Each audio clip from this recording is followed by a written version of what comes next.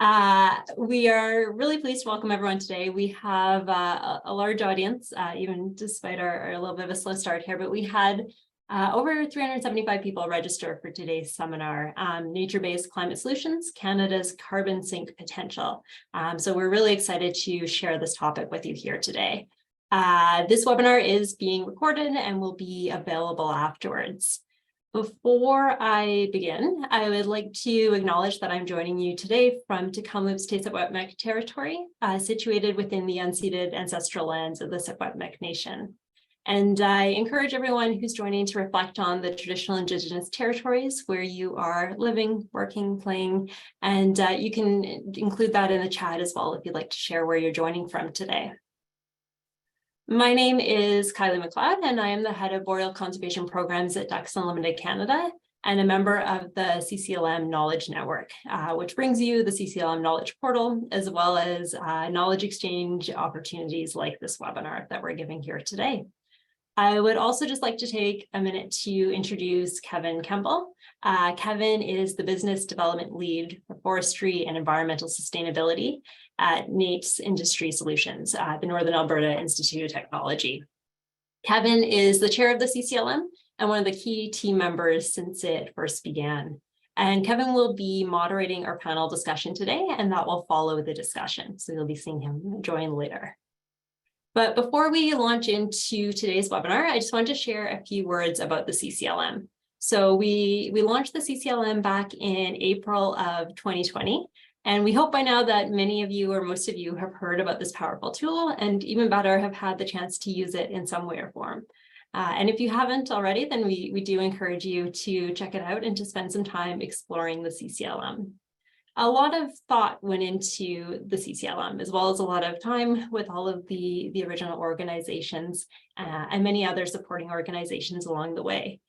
I know I've been working at it, or at least the very initial concepts of the CCLM back from maybe 2015 or so within DUC.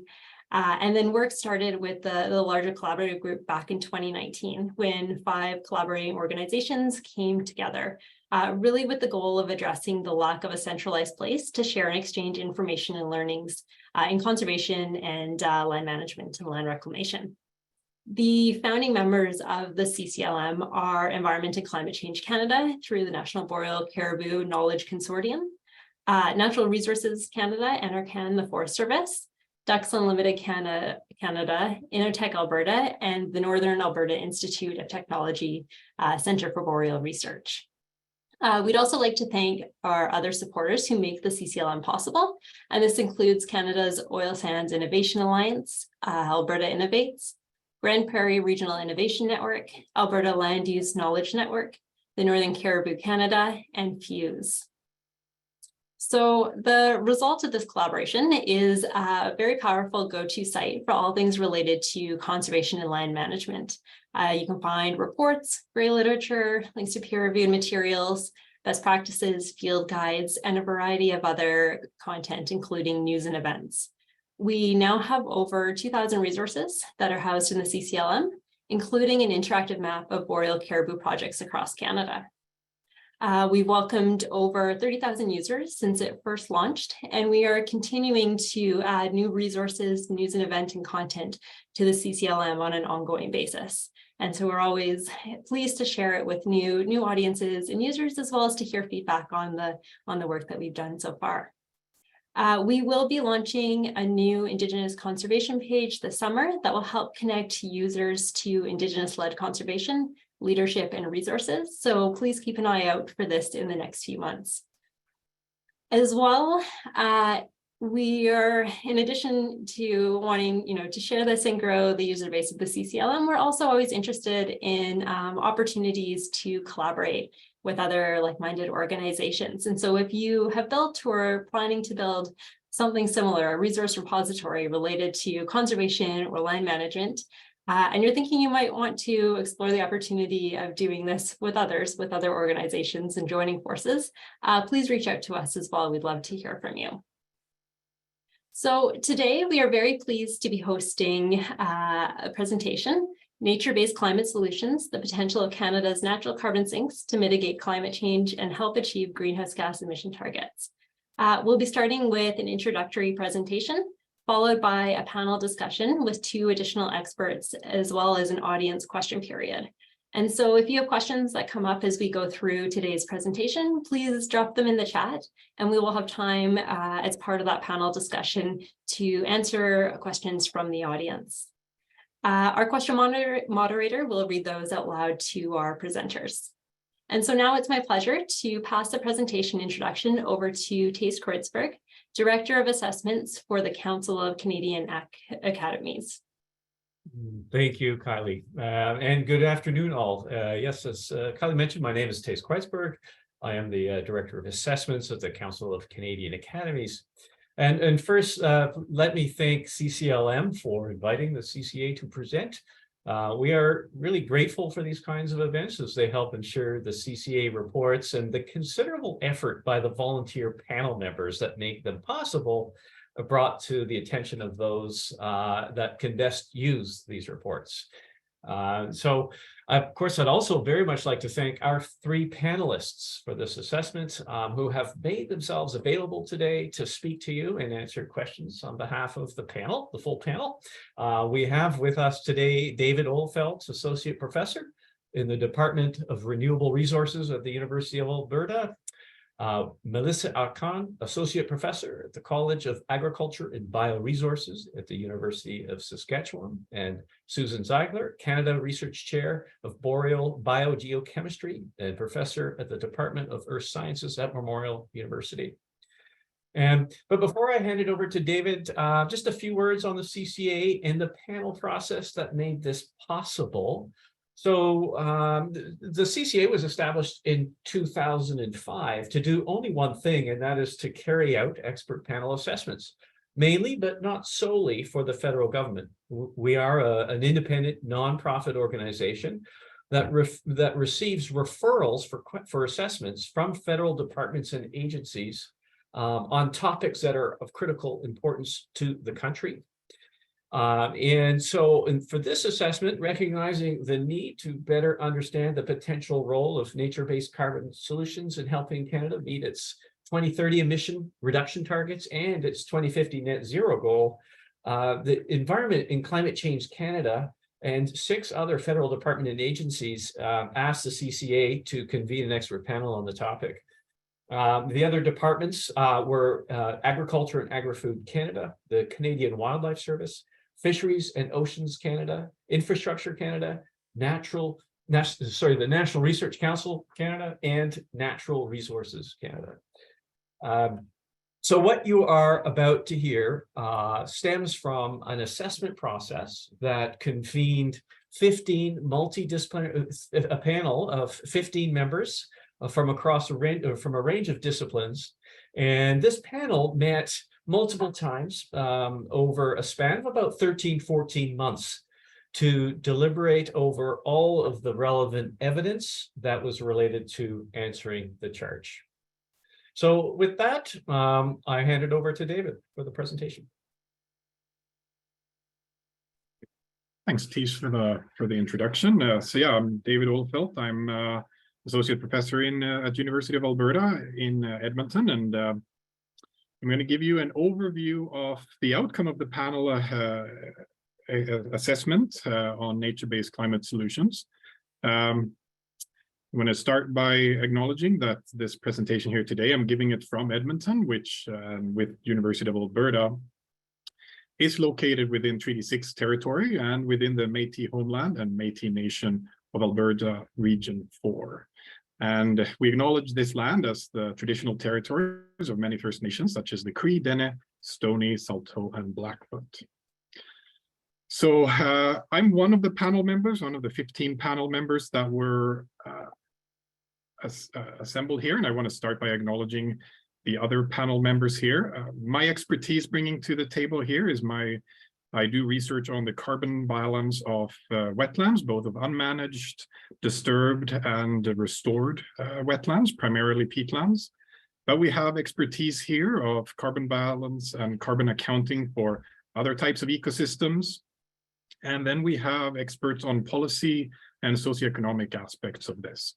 And I also want to highlight Glenn MacDonald here, who acts as the chair of the panel. And I also want to acknowledge all the staff of the CCA who had the task of summarizing the outcome of our discussions and making the draft of the report that we then worked from. So into the report. So first off, starting with a charge that the CCA was given from Environment and Climate Change Canada. So the question, the charge was, what is the potential for nature-based solutions to help Canada's greenhouse gas emission reduction goals by enhancing carbon sequestration and storage and reducing emissions in managed and unmanaged areas, taking into account the major non-carbon dioxide climate impacts that can be reliably estimated? And there's a number of keywords in here. We want to define, of course, what nature-based climate solutions are. But it's also important here to note that we are looking at both increasing storage in ecosystems and avoiding emissions from ecosystems through conservation. So both of those types of actions can be accounted for and contribute towards commitments of greenhouse gas emission reduction goals. Okay, so our definition of nature-based climate solutions is that these are actions for protection, management, and restoration that can be applied to manage and unmanaged ecosystems, and they provide additional climate change mitigation by way of carbon sequestration or reduced greenhouse gas emissions relative to a defined baseline. And then beyond climate change mitigation, optimal NBCSs provide co-benefits and minimize adverse effects. So I want to address this additionality here. It needs to be, all actions needs to be compared to a non-action baseline. And especially that's something that I'll come back to in the presentation here, knowing what that baseline is, especially in the face of climate change, is an important challenge for nature-based climate solutions. Further, we had sub-questions that we wanted to elaborate on, or we were asked to elaborate on, especially as related to understanding the uncertainties involved with nature-based climate solution. This relates to that, what I mentioned before, potential interactions with climate change itself. Then there are issues of non-additionality.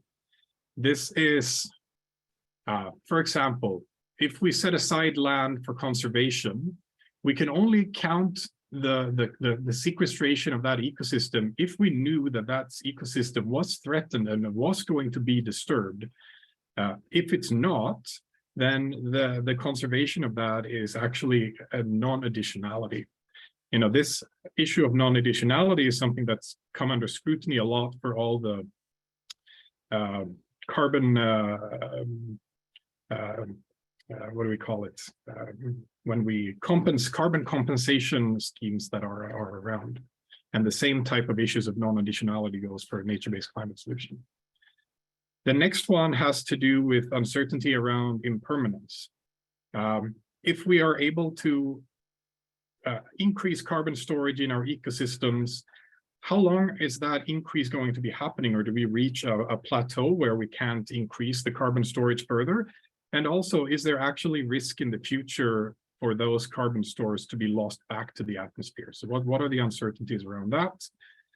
And then we have uncertainties around implementation. So feasibility, and which is a combination of the costs of implementing them, along with other barriers in working with the actors involved and the cultures that are present.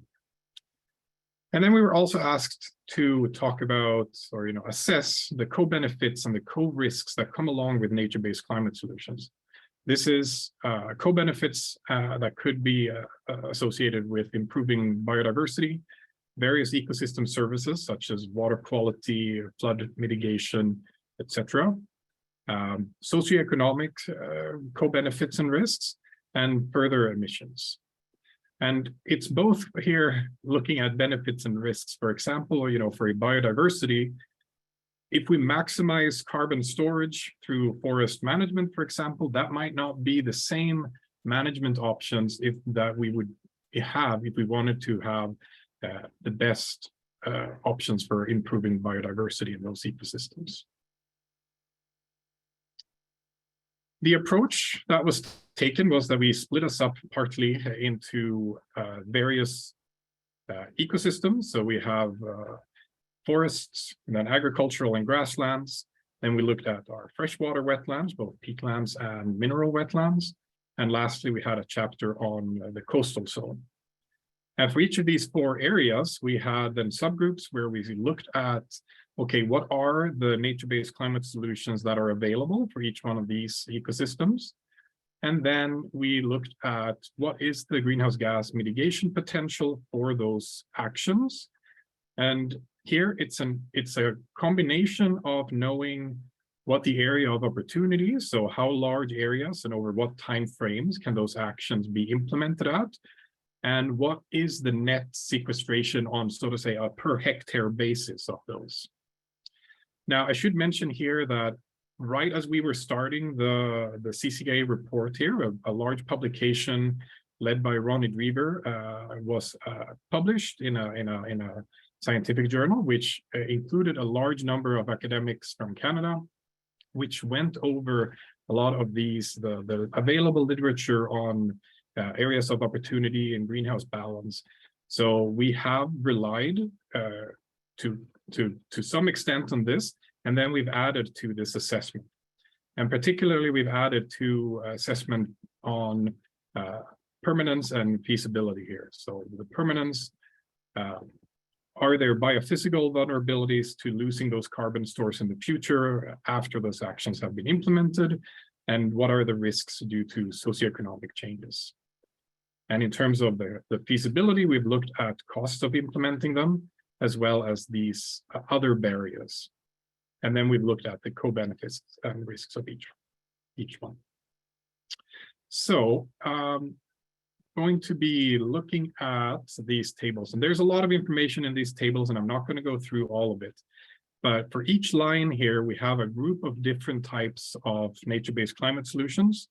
And then in the columns, we first have what is the assessed greenhouse gas mitigation potential to 2030 and to 2050. And then we have an assessment of the vulnerability to biophysical or socioeconomic factors. And then we have 2 columns here of feasibility in terms of the cost of implementing it and other types of barriers, best management practices, actors, collaborations, policies, etc. So the first for forests here is what's known as improved forest management. And this includes a large number of individual actions. This can be harvest residues, so either leaving them or using them for biofuels.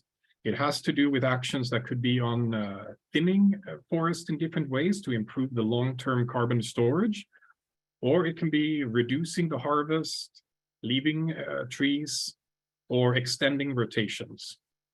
All of these would increase the amount of standing carbon storage over time, but of course would have trade-offs. Because it's a big area, though, that's affected here, this still is one of the larger, in terms of total greenhouse gas mitigation potential. But it should be noted that because each one of these actions can have different outcomes in different regions and different forests, we do have knowledge gaps here. The next one here, restoration of forest cover, smaller potential for greenhouse gas mitigation. Largely, it is that the area of opportunity is smaller, and there are large costs potentially involved in converting marginal agricultural land, for example. And then we have avoided forest conversion and urban canopy cover, which are shorter, have lower greenhouse gas mitigation potential as well. Again, that's primarily due to smaller areas of opportunity. 2 things that became very key for understanding the greenhouse gas potential, mitigation potential for forests. Climate change is a very big one here that needs to be considered. With future climate change or ongoing climate change, we may have loss of productive forest, deficits in regeneration of forests that are being planted. And then something quite relevant, of course, to Alberta, where I am today, is that loss of carbon through wildfires or insect outbreaks or droughts. And that affects the outcome and the greenhouse gas mitigation potential of the NBCSs. So further research is needed here, particularly in understanding that baseline to compare against and the permanence of carbon stored in forest into the future. And the last one there on the bottom right is that we still need a better understanding of the current baseline greenhouse gas fluxes of unmanaged ecosystems to have that as a comparison. Moving to our next ecosystem here, we're looking at agricultural and grasslands areas. And here is probably where we have some of the lowest hanging fruit, or with the largest potential. So crop management, soil management, and nitrogen management. So crop management can be cover cropping, crop diversification, going from annual crops to perennial crops, or changing type of crops that have leads to greater sequestration of carbon. Soil management can be tilling or no-till, reduced tilling management, or amendments such as biochars that we add into. And those are, again, we are looking at large areas of opportunity, so it adds into a fairly high overall greenhouse gas mitigation potential. For nitrogen management, we're actually not looking at carbon dioxide or carbon storage. We are primarily here looking at the potential for another greenhouse gas, nitrous oxide, N2O, and reducing emissions of nitrous oxide from our agricultural land can be achieved by applying nutrients at the right time, in the right amounts, in the right locations or depths, and the type of nutrients that we are amending with that can be slow release or have inhibitors for nitrous oxide production, for example. And those are probably the largest greenhouse gas mitigation potential that we have in our arsenal here. Next, we have agroforestry, shelter belts, and riparian forests, but our knowledge is a bit more limited in terms of the sequestration potential on a per hectare basis. The next three lines are related to grasslands, so it's both avoiding grassland conversion, grassland restoration, and improved grassland management. Our knowledge here is a bit lower, or our understanding of the sequestration potential. But one thing that came up here is that this is one of those ecosystems where the interaction and looking for knowledge and leadership by Indigenous partners is probably very important. That is something that runs through our report throughout, but in certain aspects, it seems to have a greater potential.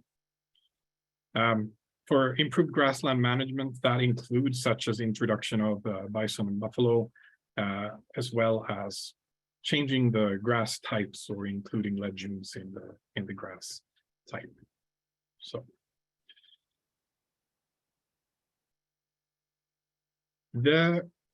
In order to achieve the reduction potentials through agricultural and grasslands, here it becomes extra important to look at our ongoing management, because it's year to year, and if conditions change, it may be reverting back to business as usual.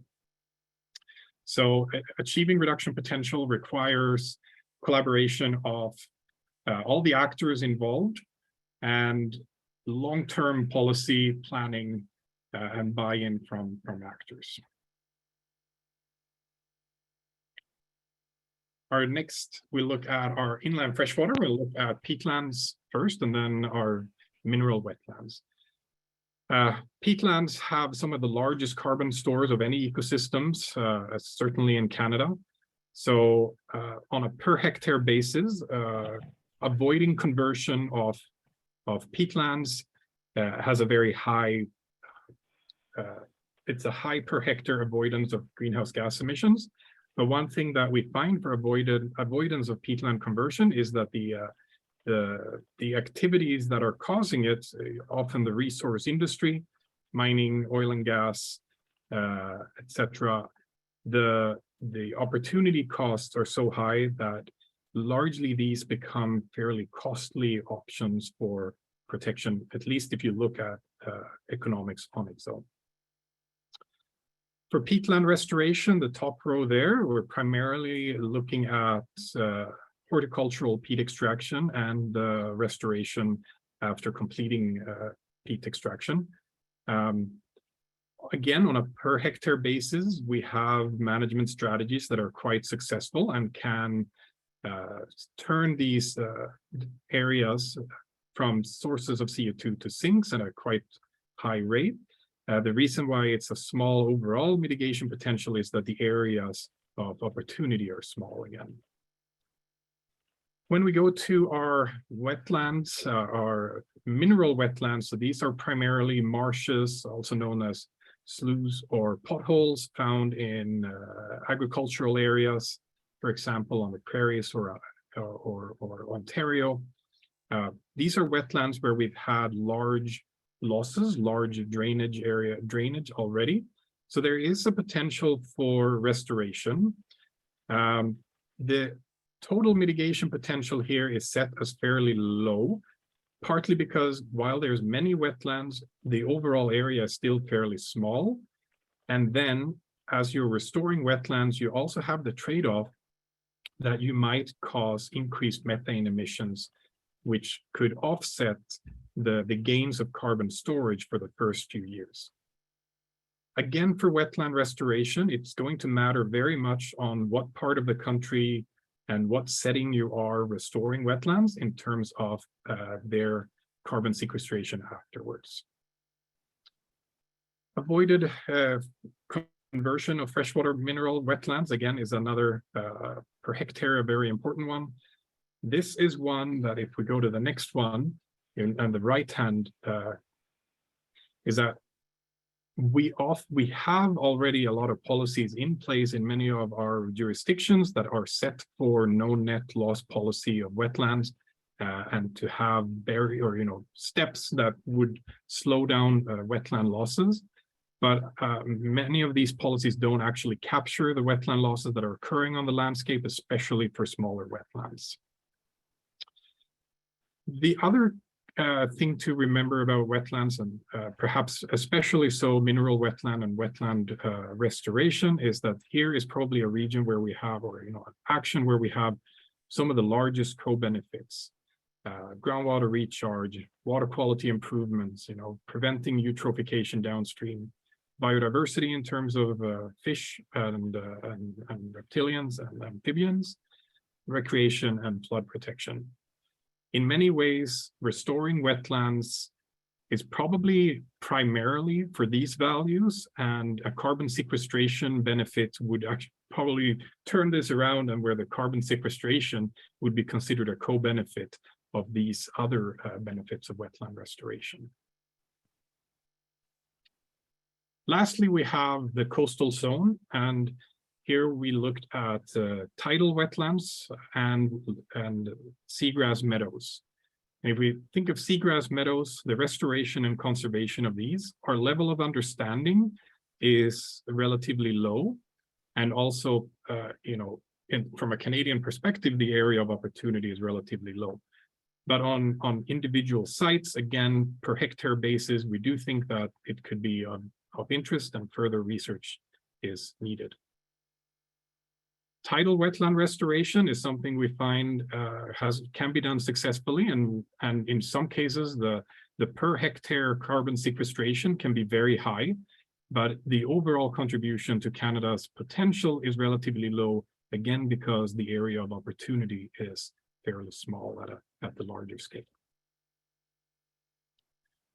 So then moving to overall synthesis and reflections. So the first thing that we want to highlight or bring up here is that all of these carbon stores and activities are going to occur on Indigenous land, traditional territories. And as such, we need, it needs the involvement and leadership and knowledge of Indigenous groups, people. Two of the practical actions that were discussed quite a bit is the use of Indigenous protected and conservation areas.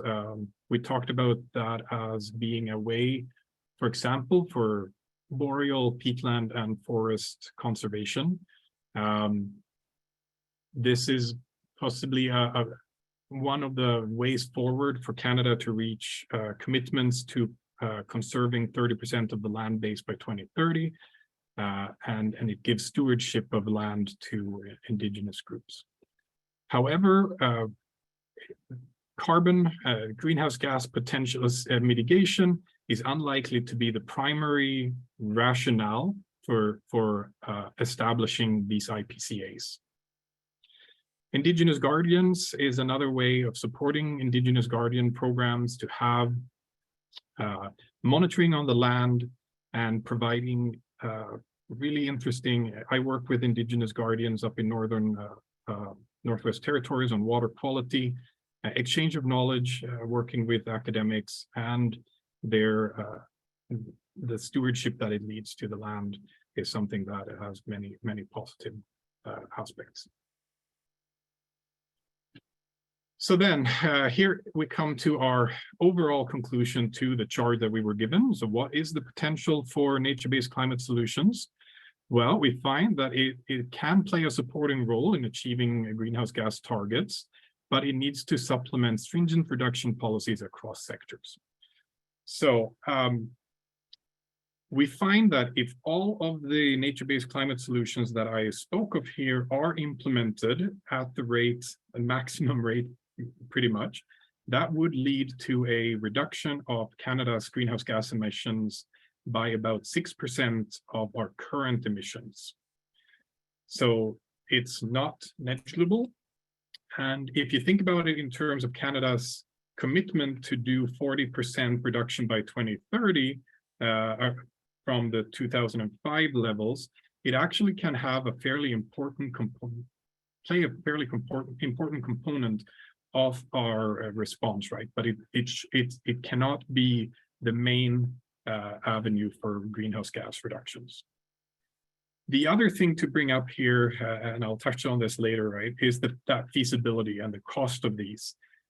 In order to achieve that 6% reduction, it needs very strong policies that are currently not in place. So lots of work to do to achieve the potential. The other point that came up a lot in our discussions is that, well, Canada is a large country and it stores lots of carbon in both managed and unmanaged lands.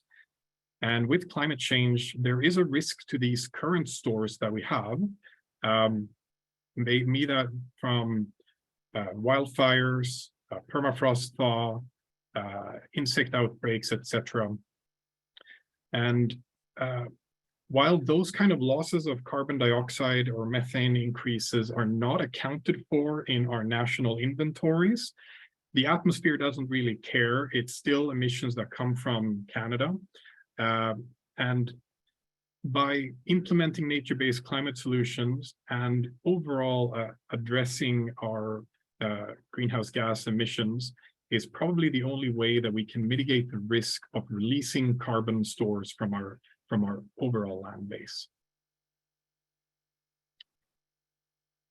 If we summarize which nature-based climate solutions we do think have the highest potential, so we were talking about crop management, soil management, nitrogen management in our agricultural land, and improved forest management. These are where policies can be implemented and they affect large areas of opportunity, and we have a reasonable physical understanding of the carbon sequestration that will occur due to these. The challenges are largely on the policy side. Some of the other nature-based climate solutions that we think are still worthwhile, definitely, and they might not have the largest areas of opportunities, but we know that on a per hectare scale, for example, they have a large impact.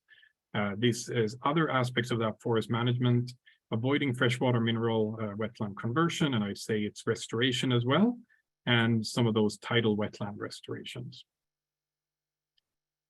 A few other reflections we have, and here it comes back to that idea that we compare to a baseline, and the baseline is changing with climate change. So we need to understand the interactions between nature-based climate solutions and the baseline of climate change. And then the bottom part here is we need further monitoring of these. We need to understand how nature-based climate solution acts in different regions and different ecosystems.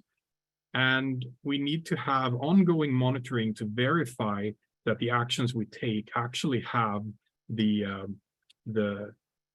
carbon sequestration potential that we projected when we started it. There's been a number of papers coming out of the US which really stress the need of monitoring and verification of nature-based climate solutions so that we actually get to account for them in a correct way. The other thing here that we brought up is a key point, a better understanding of value of co-benefits and how to incorporate these co-benefits and the value of them into policy are very important to reduce the perceived market-related trade-offs. In the tables that I showed a couple of slides back, many of the MAC, was the marginal abatement costs, are relatively high compared to greenhouse gas mitigation outside of NCBSs. But once you take into account many of the co-benefits, it might be that they are very attractive options, even if they're not the cheapest in comparison. It's also important to note that NBCSs can be incompatible with each other. You can't both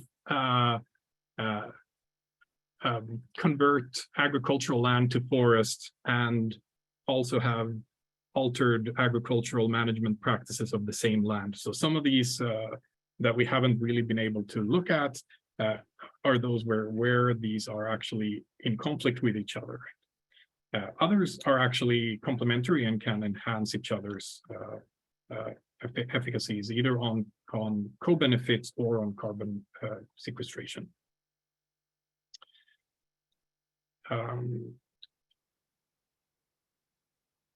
Last here, I think we are on the last slide here before our final notes. We need more research into understanding feasibility and what policies that can be implemented in order to achieve the potential for the nature-based climate solution. We find that these behavioral barriers, either working with industry or private landowner, these behavioral barriers are a significant uncertainty in terms of how well we can achieve nature-based climate solutions. So very last here, in order to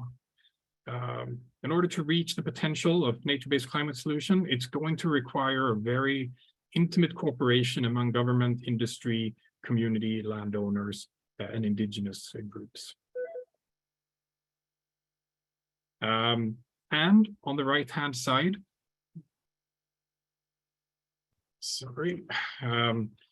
we do find also that there's higher degree of certainty when we are protecting current carbon stocks rather than trying to enhance or restore carbon stocks, which generally have higher uncertainties in the outcome of it and in the permanence of it.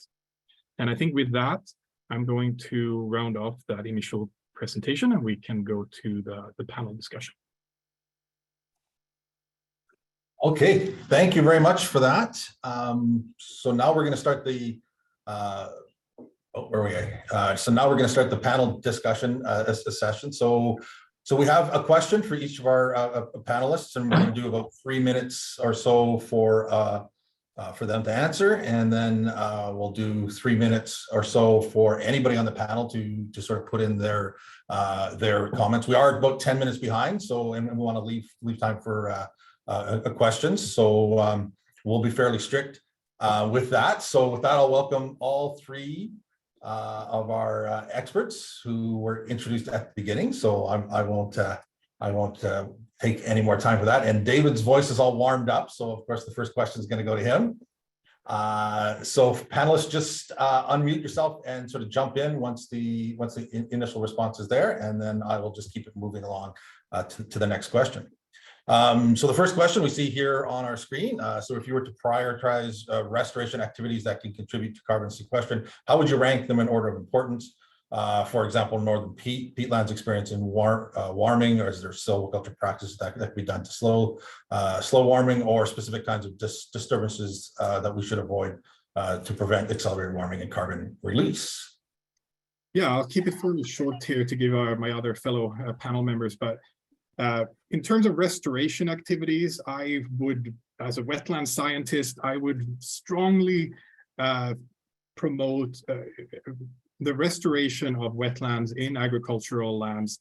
These are, from my presentation, I think you saw that it might not be the largest action in terms of the overall potential for greenhouse gas mitigation, but because it has such strong co-benefits, I think that it's unmatched in terms of value for dollar spent in terms of restoration.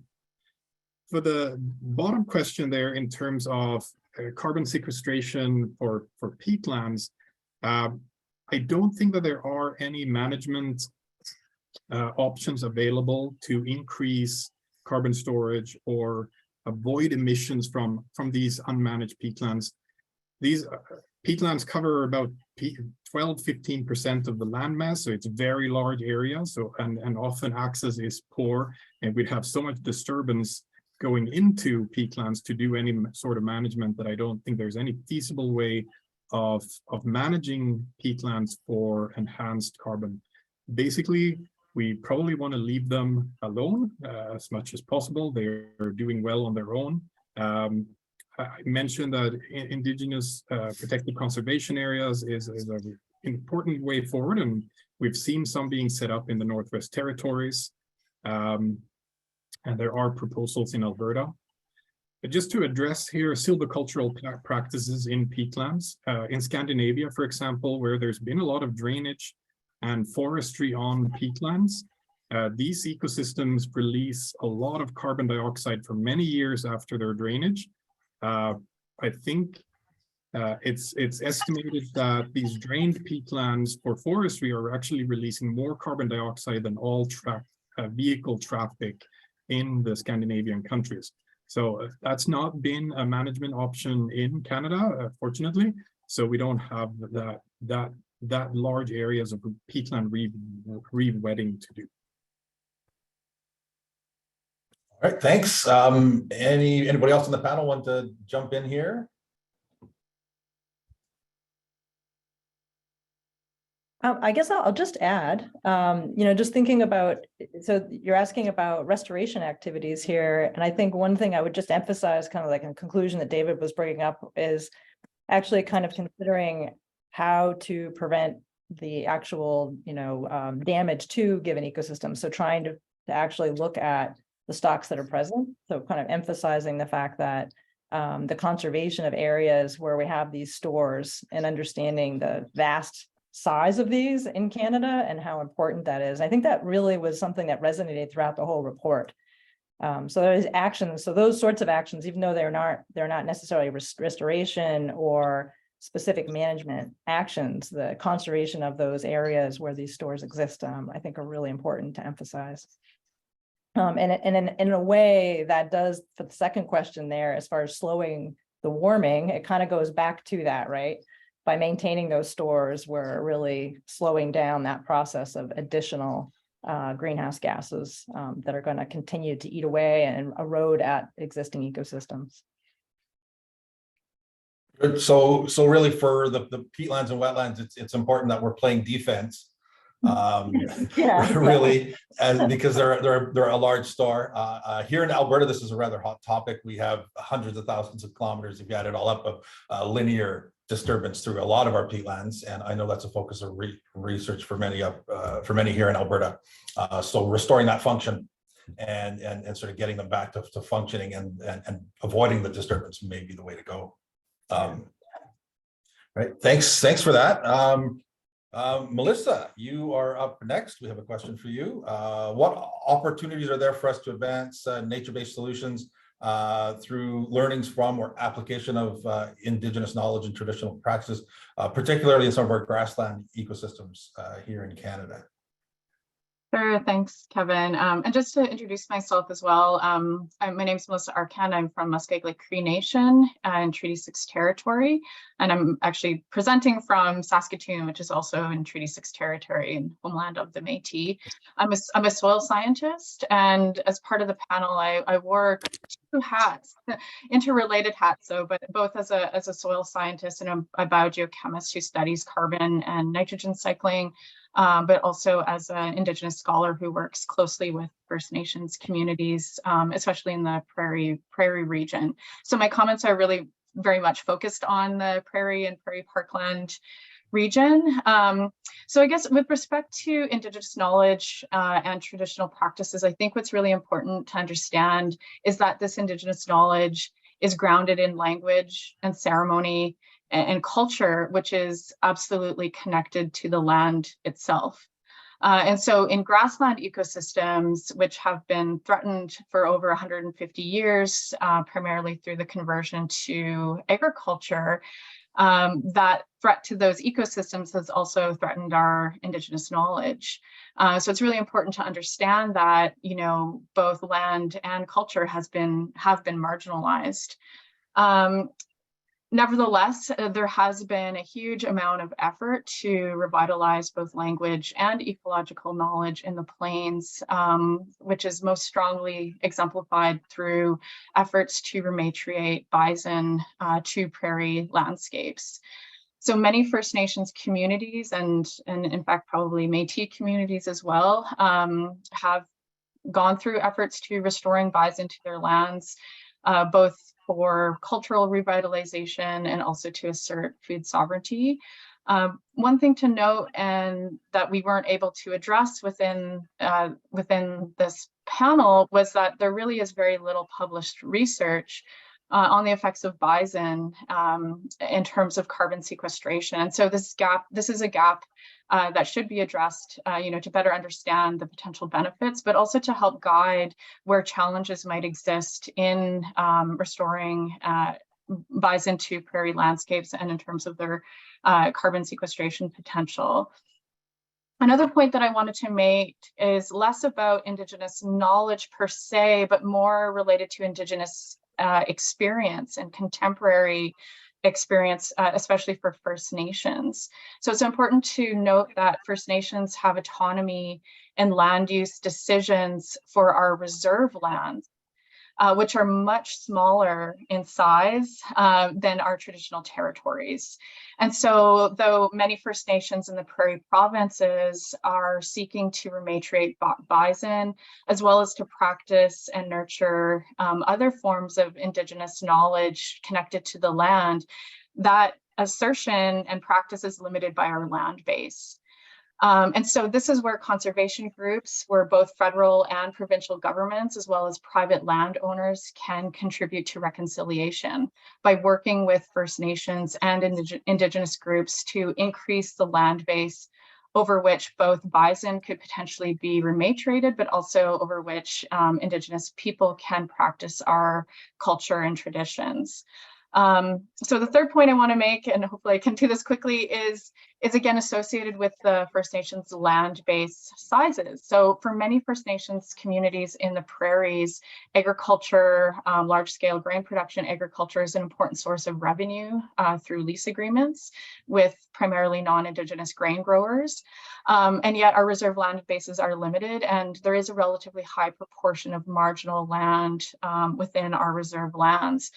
And so in recent years, I and others have observed instances where marginal lands are converted to grain production in order to garner increased revenues from land rental payments. And of course, this can lead to soil degradation and loss of crop productivity on marginal lands, which of course can lead to losses of carbon.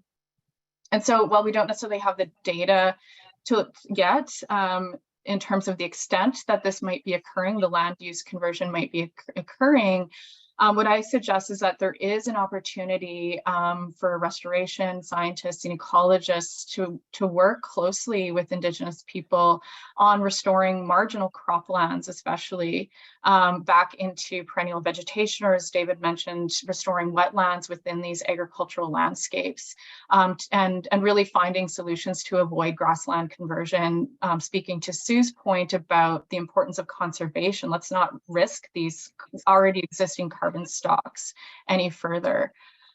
So, you know, while there may be I think anyways that there's a really strong opportunity for reciprocity here between Indigenous people and Western science and federal and provincial government in terms of policy, in terms of what, if we want to rely on Indigenous knowledge to help bolster nature-based climate solutions, Indigenous people need to have access to their lands.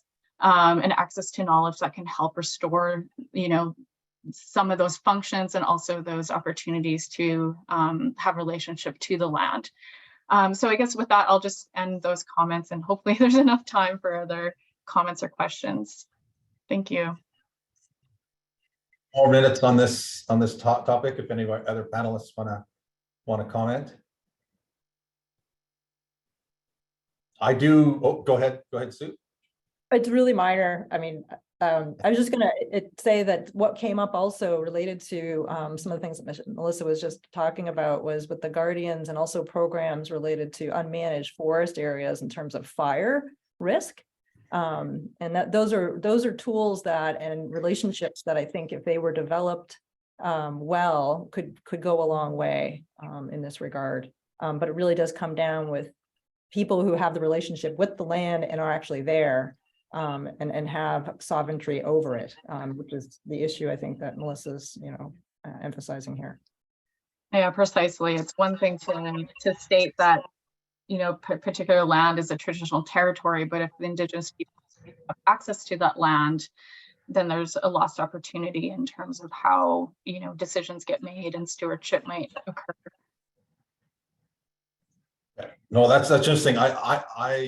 I saw some literature out of restoring African grasslands, and some of the management policies that they were doing was very much outside what we typically think of as good rangeland management practices. So way more animals, much more intensive, but for a shorter period of time. So there's a lot I think that historically may have gone on in these ecosystems that may not be part of what we would be considering today. So. I think that's so true. We got so much more to learn, as well as the history of these areas being managed for thousands of years by fire. So there's a lot of dynamics going on there. So interesting topic. Next up, question number 3. What surprised you most in completing your section of the report?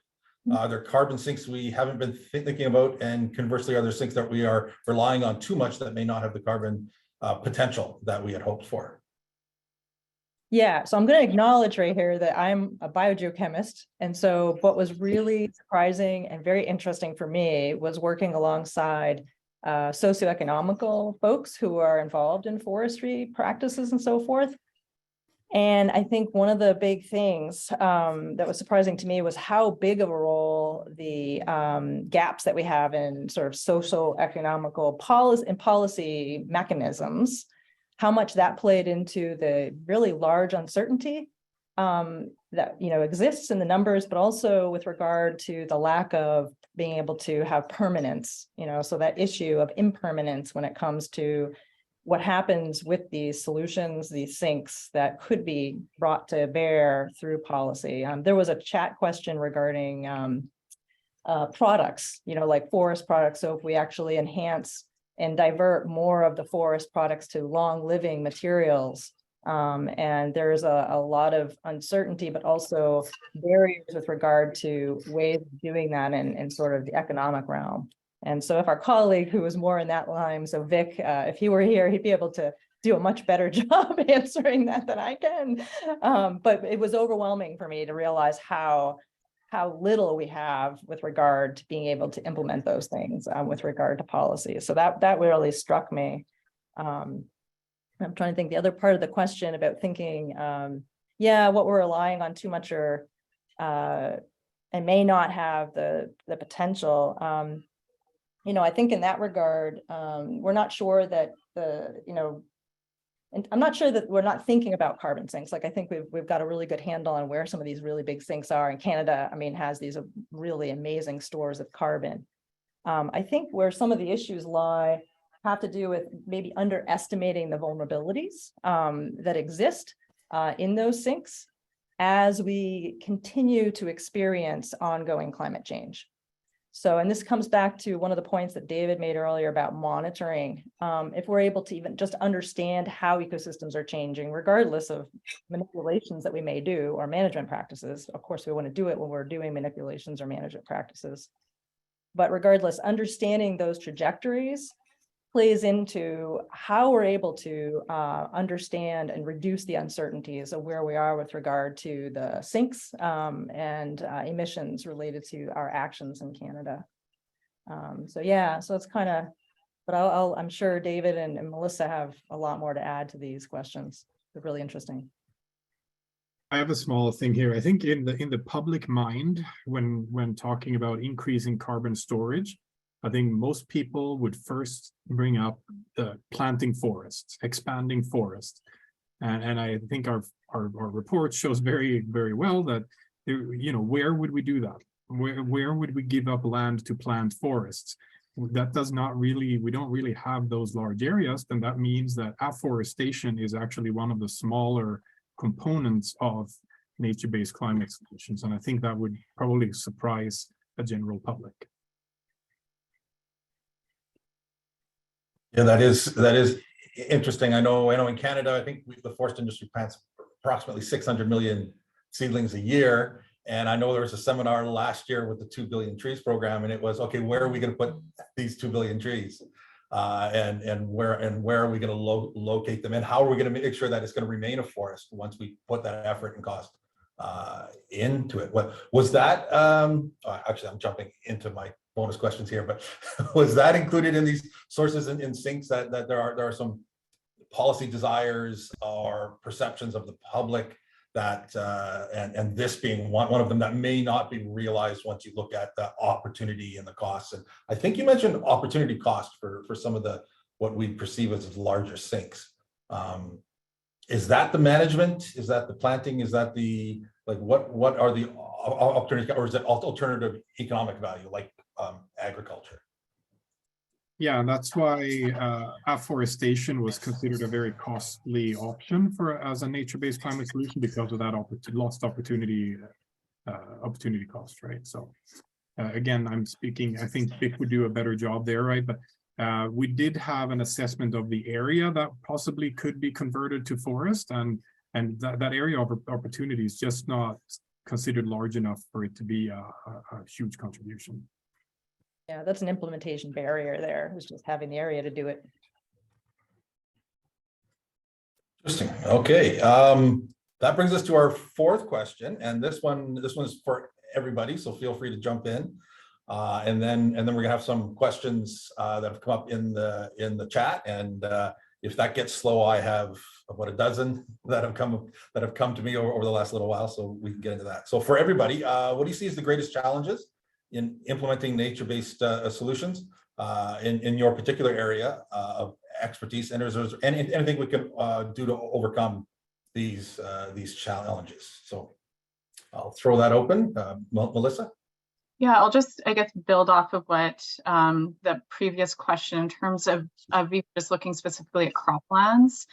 Cropland management in terms of crop diversification or using cover cropping, for example.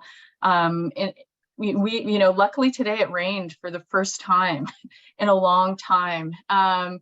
And so I think the challenge may be is some of these practices that hold promise, how they interact in a changing climate, and what is the potential, you know, if cover crops could have the potential. It really relies on there being enough moisture to establish a crop.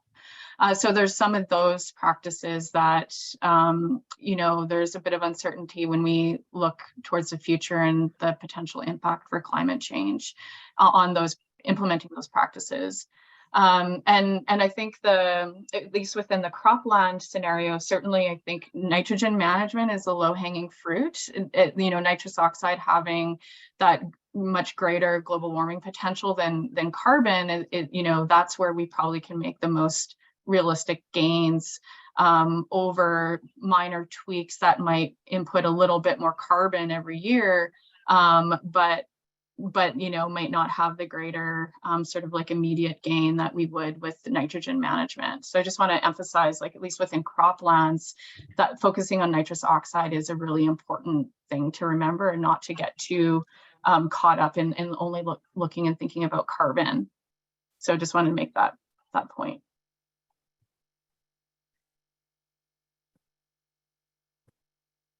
I have, oh, go ahead, Sue.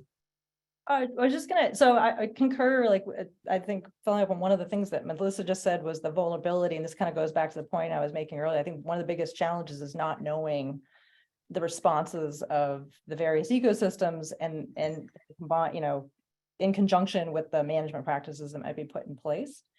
But also a challenge comes back to also regionality. So there was a point brought up about, you know, fertilization of forests like that they do in BC, and that's a really interesting management practice that's underway there. But how do you manage that too? And it kind of goes back to this idea of nitrogen management and agricultural systems, silviculture too. You could imagine, you know, to make sure to balance out and only use where and when that makes sense to avoid nitrous oxide emissions and downstream ecosystems. Just as an example, but there's regionality with regard to practices, but there's also regionality with regard to what kind of climate change is occurring and what are the aspects of that. This part of the boreal where I am, we're having atmospheric river events, right? And that's not what's happening in Alberta in terms of the actual changes that are influencing the carbon stocks, and therefore the types of management practices that we might carry out in that regard. And so I think part of your question was also like, what do we do here? What would be the parts of things that we could implement? And I think it's sort of this was national. Our question was about sinks and practices on a Canada-wide basis. But I think what we need to do is thinking about that, but actually doing it through a collective that is really focused on regionality and very localized areas where those localized understandings and knowledge bases and practices could be put into play, right? Yeah, I did see that was mentioned throughout those, that there's a lot of uncertainties, Yeah. a lot of caveats, a lot of, we understand maybe part of this mechanism, but we don't understand the interactions between ecosystems or environments as we start to manipulate them. And I guess that led to sort of the confidence levels being low for some of these things. Right. Now, before we move on to the questions, we have three more minutes. Oh, David, you unmuted there. Do you want to add? Yeah, I think how do we design policies to make sure that the actions are actually taking place, right? And I think you touched on one thing there, Kevin, with the uncertainty. Do we need to have, how much better knowledge do we need to have before we recommend actions, right? Because we can't wait until we have perfect knowledge, because then it'll be too late, right? So in some cases here, we might have to accept that we are making recommendations for nature-based climate solutions that are perhaps not as well supported as we maybe had hoped for, that we wanted to. That's a very good point. I mean, and here in Alberta, I think I heard on the news this morning, it's going to be a historic year. Up to 1 million hectares may have been impacted by the fires this year. And I think forest and forest management was one of the sources and sinks that was mentioned as one of the largest one. I think the report said primarily a source, but mostly due to insect and fire, which is expected to increase with climate change. At least that's what most of the scenarios are saying. And that the managed forest was like an 8 megaton sink. So I mean, the managed forest in typical forest management plans, you net down about 40% of your land base. So we call it the managed forest, but the actual area where they're actually impacting the forest, other than the roads and access, is usually a much smaller area. So there's some interesting regulatory hurdles around if we want to manage for carbon on the collective land base, the Crown Forest. That might be a significant barrier, and I know it has been in the past. So you touched on that in the report, but is there a regulatory side? Is there a particular group that needs to be convinced before we can take some of these actions? Because I agree with you. If we wait for perfect information, we're not going to do anything.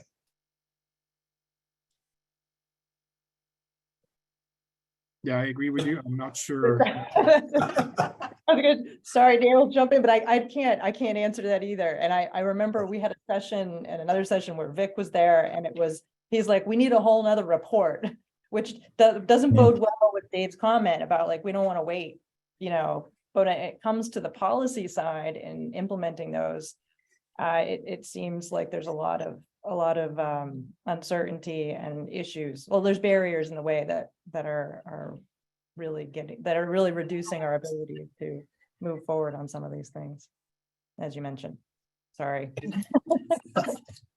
No, it's yeah. There's a lot to be said there on barriers where I think there's things that we could be doing, which we're not, and it's not a willingness to do it. It's really a ability. It's like the tools, the mechanisms, the policy mechanisms in order to actually carry that out. Yeah. Great. Okay, that brings us to 11:45, and I was asked to end a little bit early. So to the panelists, if you have any comments on the questions we've just gone over, feel free to jump in now. And I think we're going to get some questions. One of the moderators was going to read some of the questions that we've been collecting from the people listening in. Hi, Kevin. Thanks so much. I've got a couple questions here from the chat. I'll read the first one out. This one's from Katrina. What overall dynamic is in place that's encouraging intergovernmental, Indigenous, industry, and private landowners to work together in advancing nature-based climate solutions?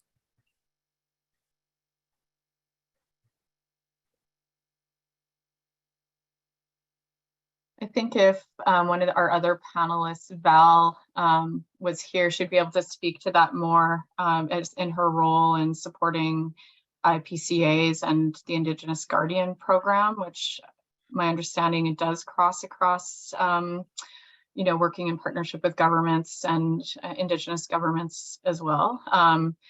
I would hope that we could get to this point in the southern region, in the prairies, but we're a long way from being there. I think there's a lot of partnerships that are occurring, but it's not really formalized, and I think there's a long way to go.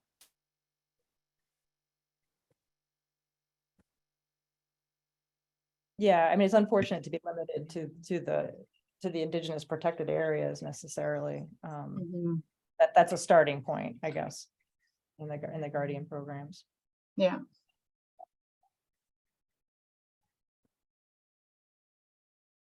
Next quick question, or should I just jump into one of my own? We have another one here. Go ahead. Here's another question coming in from Lynn. How can we get to policy to support Indigenous groups receiving payment if they want it to maintain intact areas, for example, forests, to store carbon within their territories versus supporting conventional resource extraction, such as forestry and mining?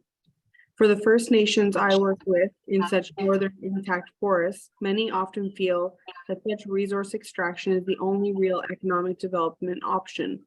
This would not be the case if they could be paid to manage carbon and obtain rights to it. Yeah, that's an excellent, excellent point and question. I think in that regard, I think that when it comes to these like actual areas land and management, one of the things I remember we discussed a lot about was, and I think David brought this up in the presentation, is that not necessarily just managing for the carbon aspect, but actually recognizing all the other benefits, all the other co-benefits, and they can span from, you know, biodiversity all the way through cultural aspects.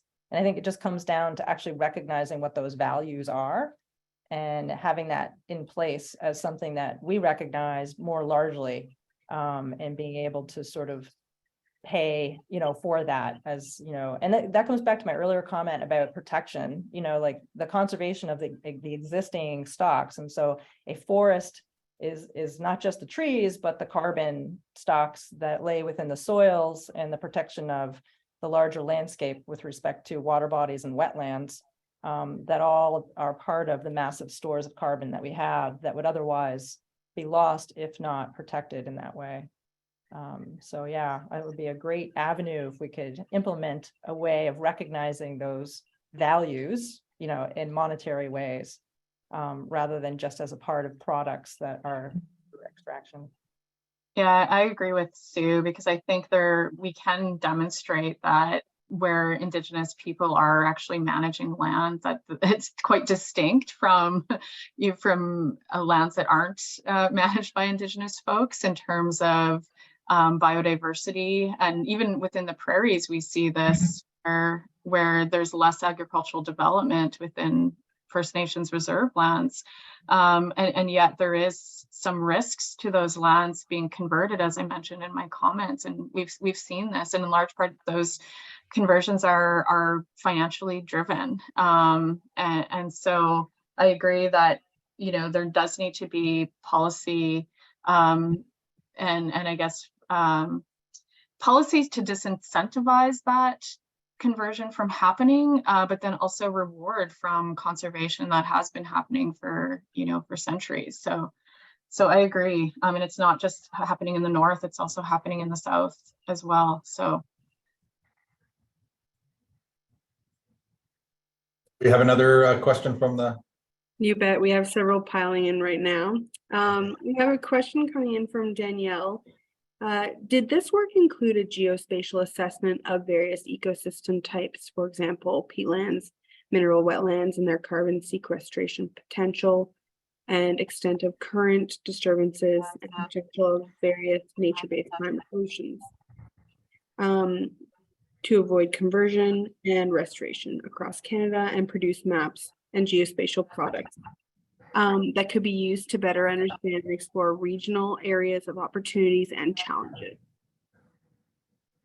I'd say yes and no. I mean, in some ways, new GIS analysis and so lay outside of the scope. We were relying on GIS analysis and studies that have been done on these specific topics by other researchers and published in peer-reviewed journals, right? So there were examples of that, and I think it was different levels for different nature-based climate solutions how we looked at that. But yeah, the panel was not put together to conduct new studies of that type. No. But I'll just add that, you know, raises, and I know one of the challenges behind coming up with these numbers is in some cases knowing the areal extent, right? And matching rates that have been studied and verified through work with those areas. And then of course the variability in that because of the regionality and so forth. And that become, I think one of the examples, Dave, you gave was, you know, thinking about like seagrasses, for example, like we don't have a handle on what we actually have, you know, in Canada. So there's a lot of those kinds of things, which is nice when you get the chance to do a report like this, you start to see some of those huge gaps, you know, like glaring gaps. So. Another example was the sequestration potential from avoiding peatland conversion, right? So projecting that into the future and knowing the areas of peatlands that will be disturbed by resource industry 20, 30, 40 years into the future is highly uncertain, just because, you know, who knows what kind of oil and gas industry or need for rare earth metals that we have.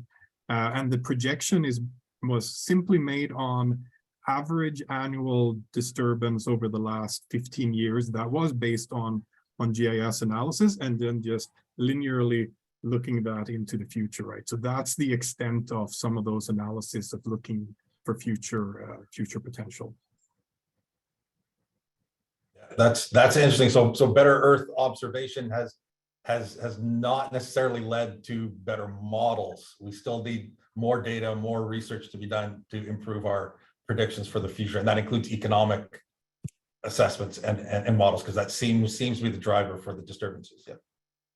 I say in this particular, especially when it's this, you know, the future projections there is equally much a socioeconomic model as it is a biophysical, right? And those kind of connections might not have been made in the same way. I think we have fairly decent models, and we're doing great work on projecting the carbon balance of current and future peatlands without disturbance, right? But in order to understand the areas that are actually affected in the future by disturbances, those are not yet at that level. We are almost out of time. Maybe one more question. Sure, I have one more here. This person is asking, is there a way to include the CCLM group, but I think they might mean the CCA group, to participate in the 2023 Alberta peat policy review to assist in recommending improvements and filling gaps in tools? That's an interesting question. That policy has led to quite a bit of change and questions on how we restore peatlands here in Alberta, or at least try to.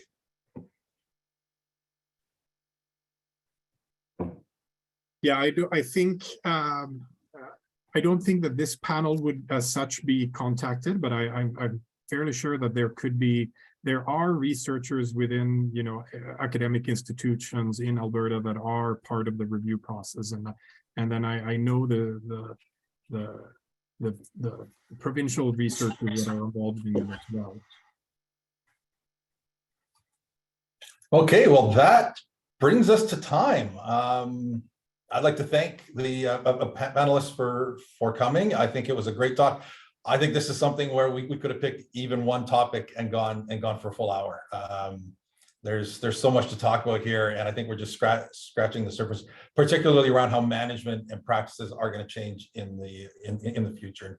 And I think the take-home message for me, having read the report and the comments today, is other values are important. It's not just about carbon, and that playing defense is important here, given the size of our carbon stores across this giant country. So we have to be careful what we do, and that might be difficult in putting a monetary value on it. How do you value all these other pieces and incentivize this better management practice? That was from my reading of the report. I think I encourage others to read it. With that, are we going to say goodbye to everybody? Thanks for everybody who came. We are recording this webinar, and it will be made available for anybody that wants to have a copy. Visit the network, and I think feel free to reach out, and we will do our best to put you into contact if you have more questions. And I'd like to thank the panelists again, and everybody at the CCLM who helped put this together. Kylie, do you have some last words, or are we just going to sign off? No.